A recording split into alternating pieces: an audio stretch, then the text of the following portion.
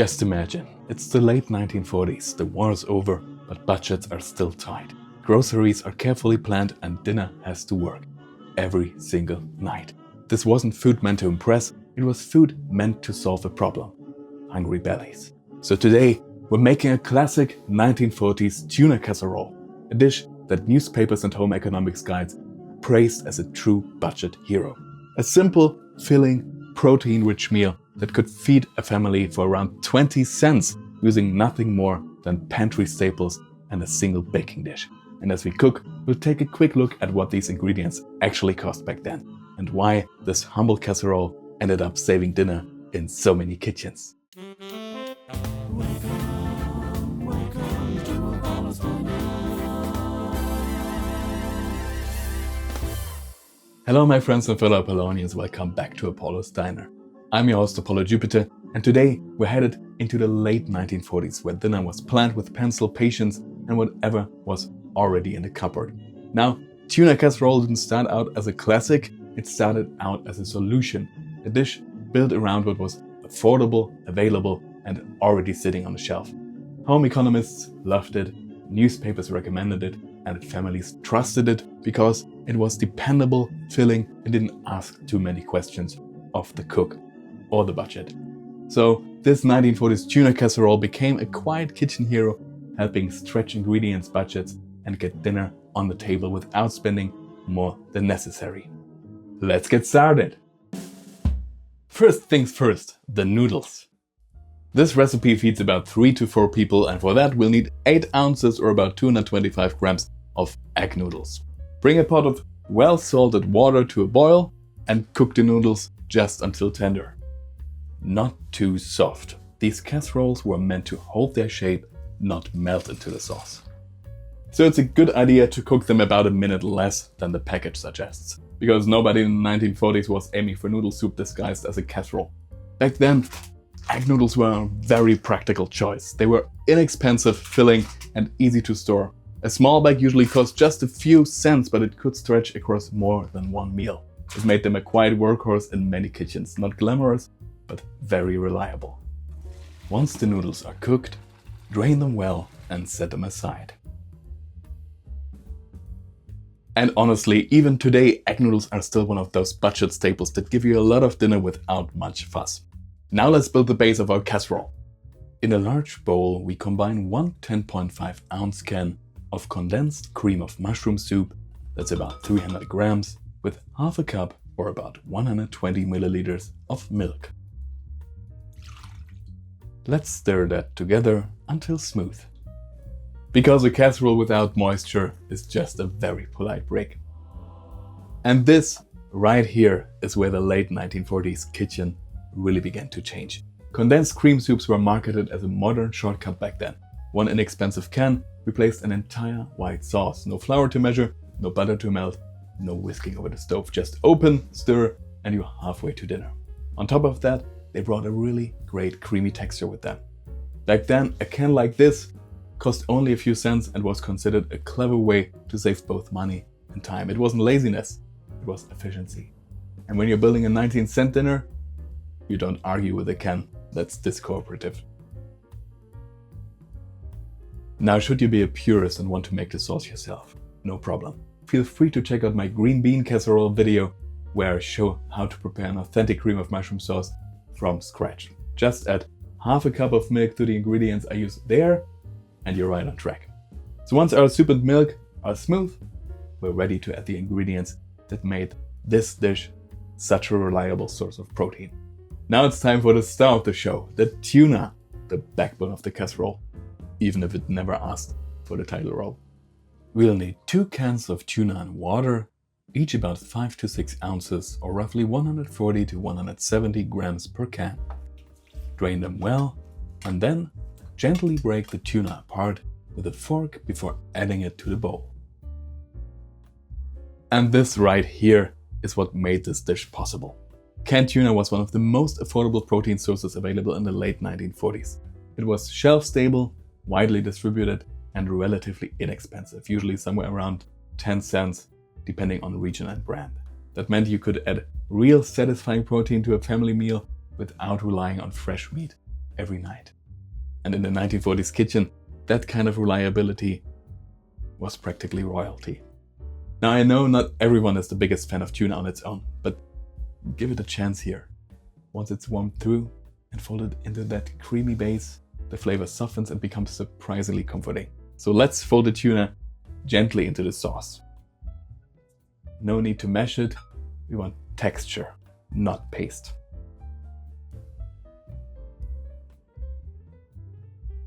Next, let's add a little crisp freshness. We'll need about 1 cup, roughly 150 grams of frozen peas, or if you prefer, 1 to 2 finely chopped celery stalks. Both are error correct and fit in beautifully. Celery brings a bit more bite, while peas add color. And let's be honest, they tend to suit more mouths than celery sometimes, so I'll go with the peas this time. If you'd like to stay very period correct, we also add half a small onion, finely chopped, and stir everything into the mixture. Now, vegetables like these weren't there to steal a spotlight. They were there to stretch the dish, add a bit of color, and make everything feel just a little more complete. Frozen peas in particular were becoming increasingly popular in the late 1940s. They were convenient, affordable, and for many families, a small sign that modern kitchen life was getting easier. And for anyone who didn't yet have a freezer, the canned version worked just as well. And let's be honest, a casserole without a touch of green can start to look a little too enthusiastic about bash. This dish is for humans, not for the cat. Once everything is gently combined, we're nearly ready to bring it all together. Now if you'd like to lean slightly into the 1950s, this is where cheese begins to make an appearance. We'll use about 1 cup or roughly 100 grams of grated cheddar in total. If you want a slightly richer result, we fold in half of the cheese now and reserve the rest for the top. If you prefer to keep it closer to a late 1940s version, you can leave it out entirely. In the strictest ration era form, cheese wasn't always included, but as the 1950s rolled in, cheddar slowly started claiming its place in casseroles everywhere. And once it moved in, it rarely moved out again. After all, who can really say no to cheese? Well, unless your system does. Now, season it a little with salt and pepper. And give it a gentle stir so the cheese and seasoning is evenly distributed through the creamy base. Now the big moment has come. It's finally time to reunite everything. Add the drained noodles to the bowl with our creamy tuna mixture and gently fold it all together. Not stirring aggressively, fold. We don't want to produce tuna noodle mush. Everything should be coated and cohesive. Creamy, not soupy. Structured, not compacted. Take a moment to look at it. This is exactly what a 1940s budget dinner should look like. Generous, practical, and confident. If it seems slightly loose at this stage, don't worry. The noodles will absorb some of that sauce as it bakes. That's part of the magic. Because remember, we're building a casserole, not a very polite seafood porridge. So once everything is evenly combined, transfer the mixture into a buttered 9 by 13 inch baking dish that's about 23 by 33 centimeters. Spread it out evenly, but don't press it down too firmly. Let it stay relaxed. It's about to earn its golden top.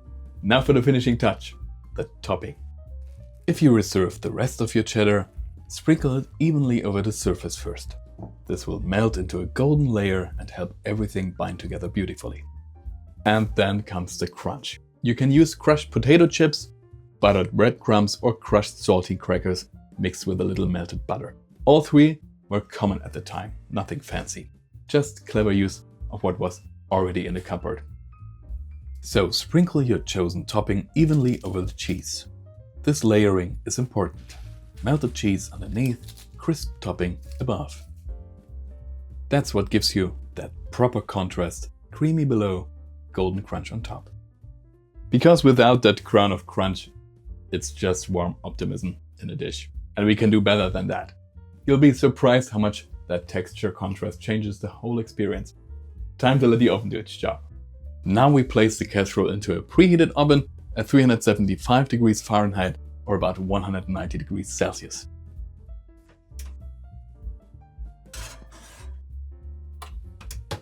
And bake it for 25 to 30 minutes. What we're looking for is simple, bubbling gently around the edges and a lightly golden top. As it bakes, the noodles absorb the sauce, the cheese settles into the layers, and the topping turns beautifully crisp. For many families, this wasn't a special occasion dish, it was a regular Tuesday.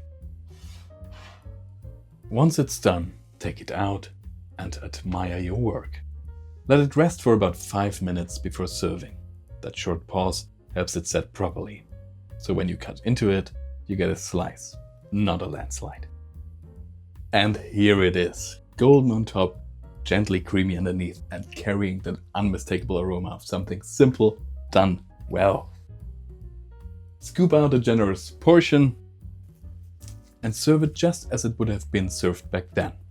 Maybe with a slice of buttered white bread, a simple salad on the side, and no fuss at all.